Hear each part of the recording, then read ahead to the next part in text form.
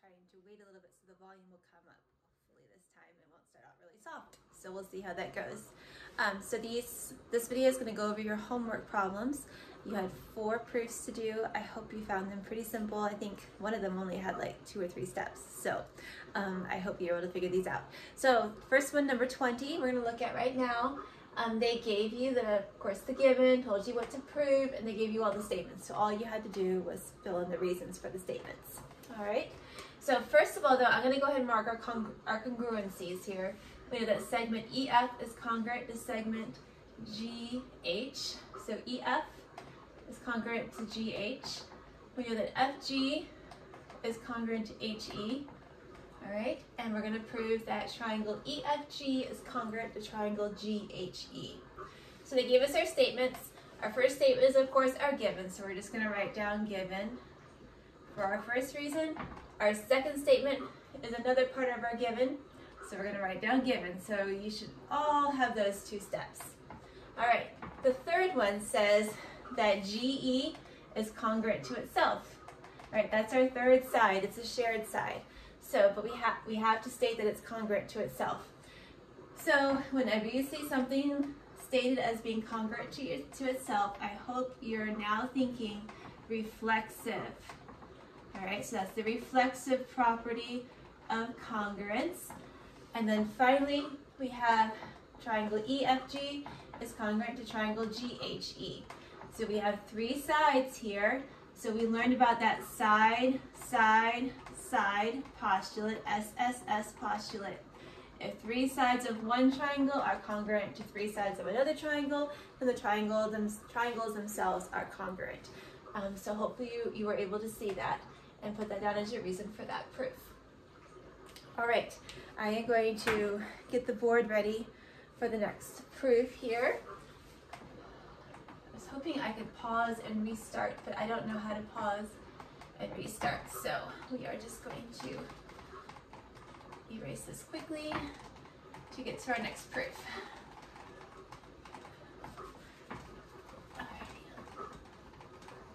All right, so this is number 21. And 21 gave us 2 triangles. I'm going to draw those quickly here.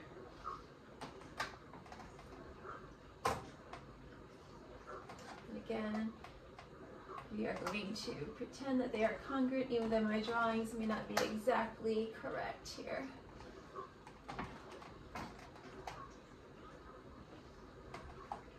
I'm trying to get them the right size. Okay, and then we're going to label them as N, P, Q, and S, T, R. All right, there we go. So those are 2 triangles are given. They have given us that NP is congruent, segment NP is congruent to segment QN, which is congruent to segment RS, which is congruent to segment TR. All right, so all of those segments are congruent to each other.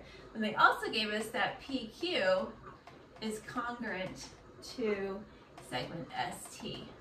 All right, so let's go ahead and mark our congruent statements there.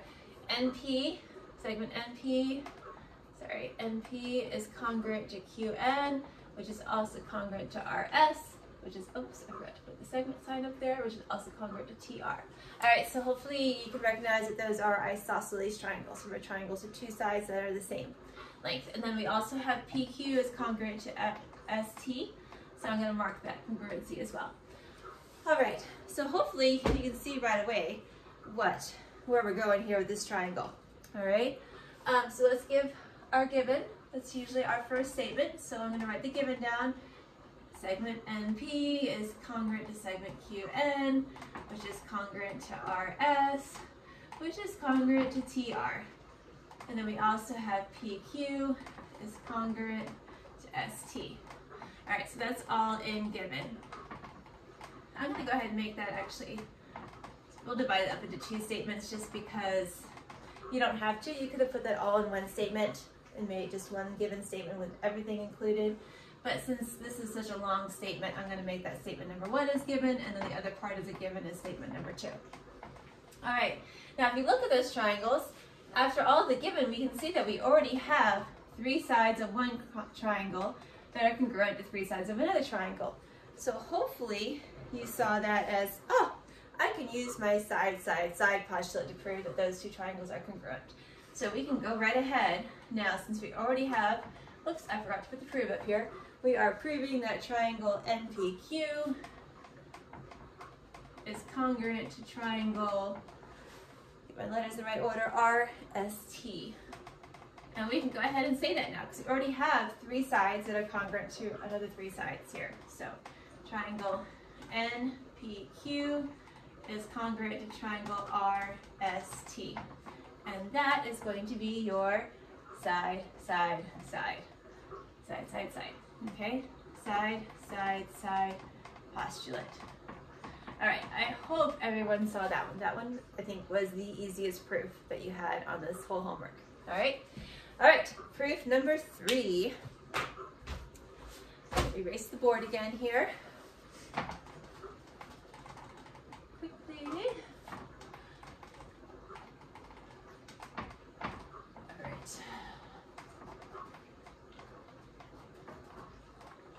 This is number 22 now. All right, and this time we have a rectangle with a diagonal. So we're going to draw that rectangle.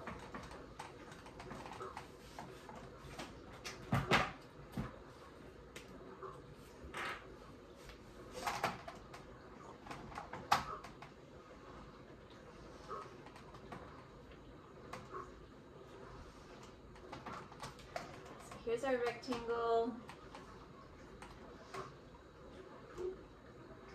And then our diagonal, make sure I get it going the right way, goes this way.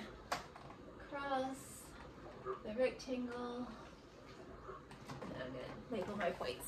So it has A, B, C, D. A, B, C, D. All right, and that let's look at our given. It says that AB is congruent to CD. Segment AB is congruent to segment CD. So I'm going to go ahead and mark that congruency. AB is congruent to CD. And then it also tells us that AB, segment AB, is parallel to segment CD. All right? So we get to use some of our knowledge of parallel lines and angles, transversals and things like that. So I'm just going to mark that they're parallel there. All right? So these 2 lines are being given to us as parallel, and they're also congruent. And we're going to prove that triangle ABC is congruent to triangle CDA. All right, so let's give our statements here. So let's do our given first. Segment AB is congruent to segment CD. That is a given. All right. Next, I'm going to go ahead and write the next part of my given. I'm going to just include it in the same statement. AB is parallel to CD. So we're just going to include that in the same one since it's pretty short this time. Alrighty, so now looking at this figure, there's a couple things I could do. I could either go look at angles or I could look at a side. I'm going to go with the obvious one first, and that's the side. Alright, we have a diagonal that creates a shared side. So I'm going to go ahead and mark that as congruent to itself. Alright, so we can now state that segment AC is congruent to segment AC. All right, so that would be, of course, just like in the last one, the reflexive, oh, my board is really shaky, reflexive property of congruence. All right, and then let's see where we're going to go next. So I've got 2 sides. So now I'm thinking, I've got 2 postulates that I could use. I could use my side, side, side. I've got 2 sides. I'm not really sure how I could prove that 3rd side right now. However, I see that I have parallel lines with a transversal. I've got 2 parallel lines and I've got a transversal. So hopefully you guys should remember, if I have 2 parallel lines and a transversal, I probably have some alternate interior angles that I can look for. so I'm going to see here that I've got an angle here and an angle here, all right? Those are alternate, here's our parallel lines, they're alternate interior angles, and because these are parallel, alternate interior angles are congruent. And look, so that gives me a side, angle, side. So I can use my side, angle, side postulate. But first I have to say that angle. Now I have to use all three letters to name it because there are two angles here at A. So I have to say angle BAC is congruent to angle, here we go, ACD. All right, so we can say that because of our alternate interior angles theorem. All right, so now I have a side, angle, side. So now I can prove that my triangles are congruent.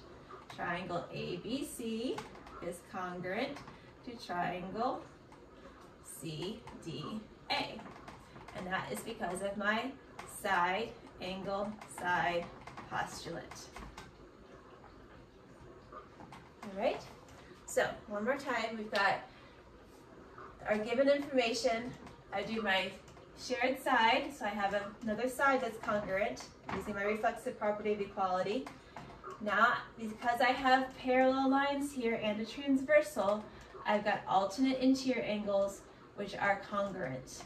All right, so I can say the angle BAC is congruent to angle ACD. All right, and that's my alternate interior angles theorem. Fourthly, I now have a side, angle, side, angle, side.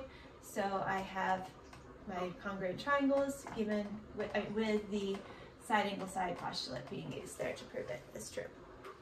All right, and now for our final proof here, number 23. Let's get that set up.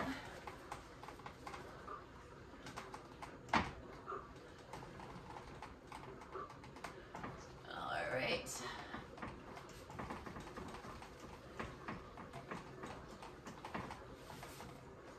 Here we go. This is number 23 now. We are given that PQ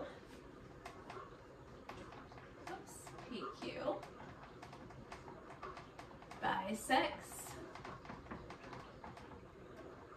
angle SPT.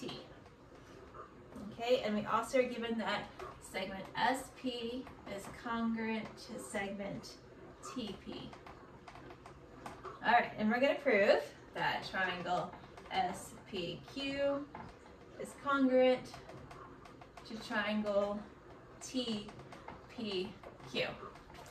All right, let's draw our figure up here.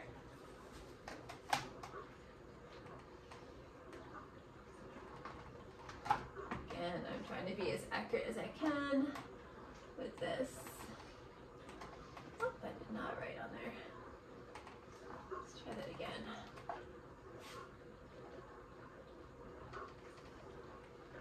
There we go. I think my board is about done here. We've got some way to clean it.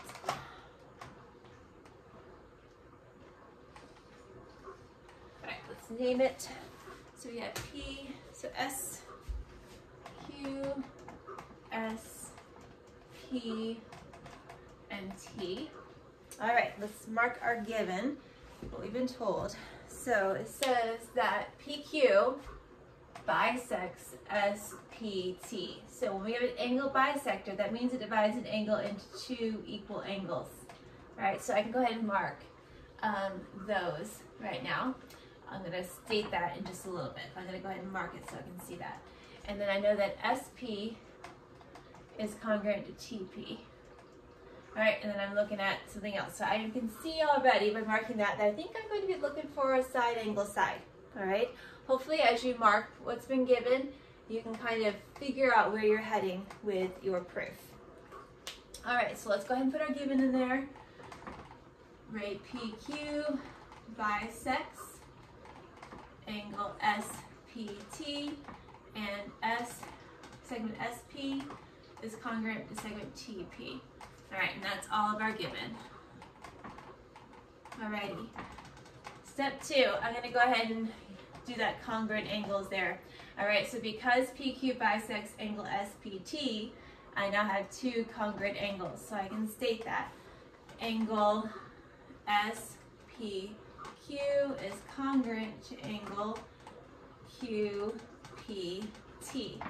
And that is the definition of an angle bisector.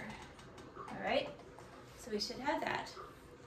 Now, I can also look at my figure again. So now I've got a side and an angle, and look at that, I've got a shared side, which will give me my next side. So now I have a side, angle, side. So now I'm going to state this as segment PQ is congruent to itself. So congruent to PQ. All right, and that is, of course, the reflexive property of congruence. And then now I have side, angle, side, so I can prove my triangles. I'm already there. So triangle SPQ is congruent to triangle TPQ, and that is because of the side, angle, side postulate. All right, so hopefully you guys got that one. Alrighty, that's the end of this video. That's just your homework, and I'm going to do another video for you for today's lesson. All right, bye guys.